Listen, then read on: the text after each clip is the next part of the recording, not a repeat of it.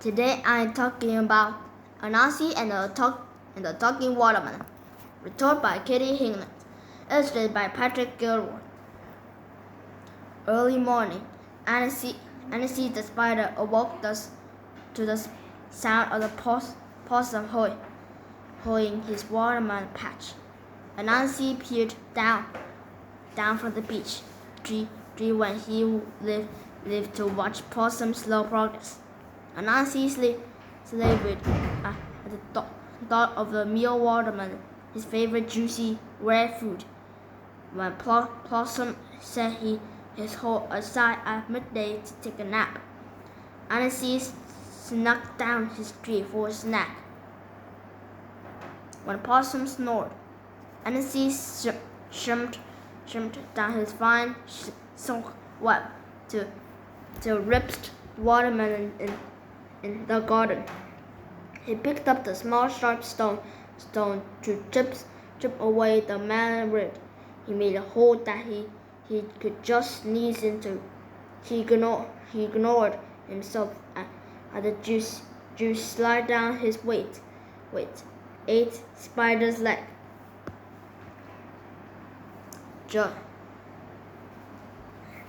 Just when Anansi about had his fill, he heard Possum stir.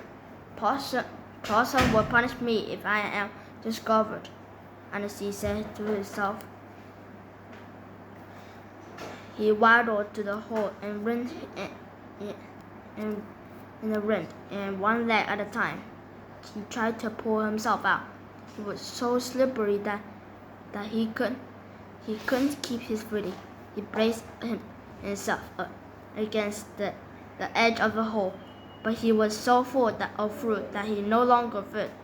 "Oh no, I'm stuck!" he cried. "Now I have to wait until it shrinks back to normal size." Anansi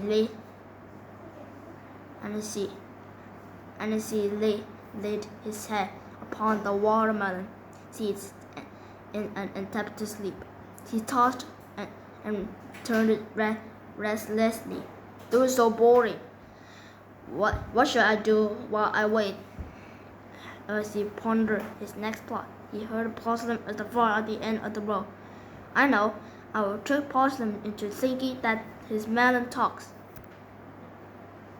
Possum kept scratching with his hoe, and as he neared Anansi's melon, he heard a sound, quiet as a mouse. "Who's that?" he asked. "It is I, the watermelon," Anansi now yelled. "How absurd! Watermelons can't talk," Possum said as he crowded the watermelon into his ear. "Possum, you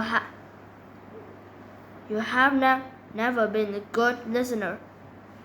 Watermelons have been talking since before you were born." Possum could not believe his ears and cried, "Ericla, I must show the King Bear the discovery I have made." Off he went, carrying the watermelon with Anansi bouncing to and fro inside. He met Raccoon rolling in the dust beside the road. "What's the hurry, Possum?"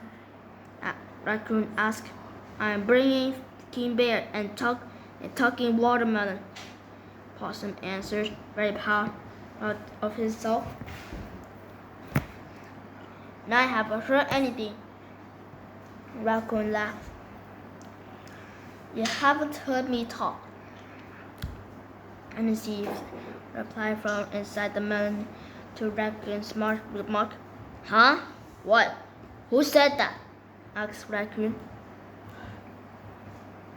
"I did," said Anansi, really enjoying his trick. "You're silly, Raccoon, for not realizing more than animals have speech. Watermelons are more intelligent than you.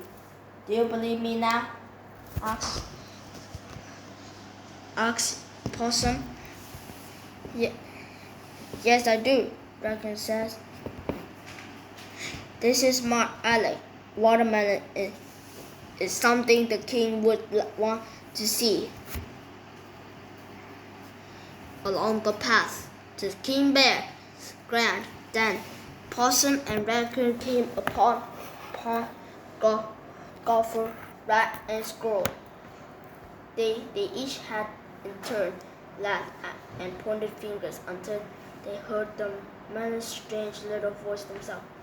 Before long, they always wanted to hear what the king would say about all the city, so off they went.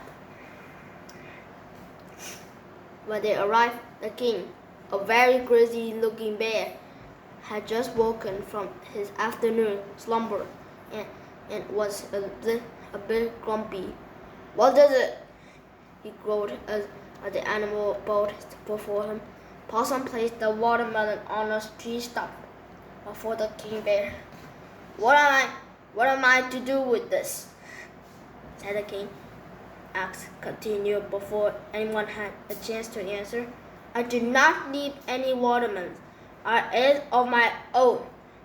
This one talks." They jumped into audition.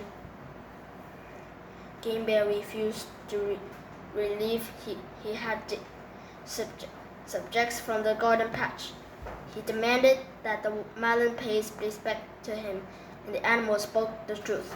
The watermelon just sat there, mum for the first time all day. "What kind of joke is this?" the king grumbled. The melon remained silent.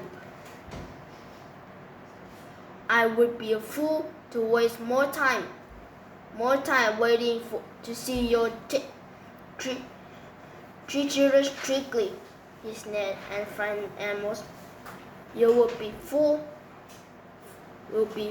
not to wait," piped up Anansi from the side of an animal. "Only a fool thinks watermelon can't talk." "Fool? Fool!" King Bear roared. How dare you call the king foul names?" And with that, the King Bear picked up a melon in his paw and chucked it as far as he could. The melon flew through the air and landed with a crack and a thud. Spit. He scattered as fast as he could back to the peach tree where his morning started. "What a great day!"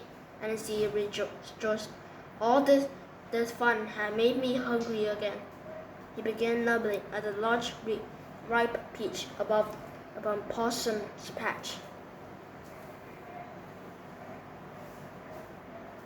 Possum returned later that day with a sour look in his face.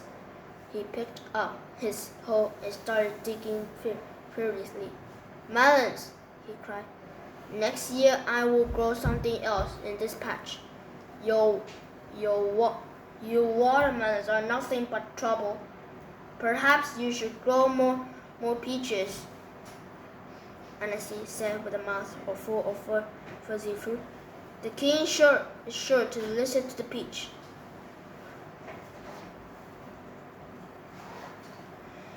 Goodbye, everyone. See you later, and thanks for watching.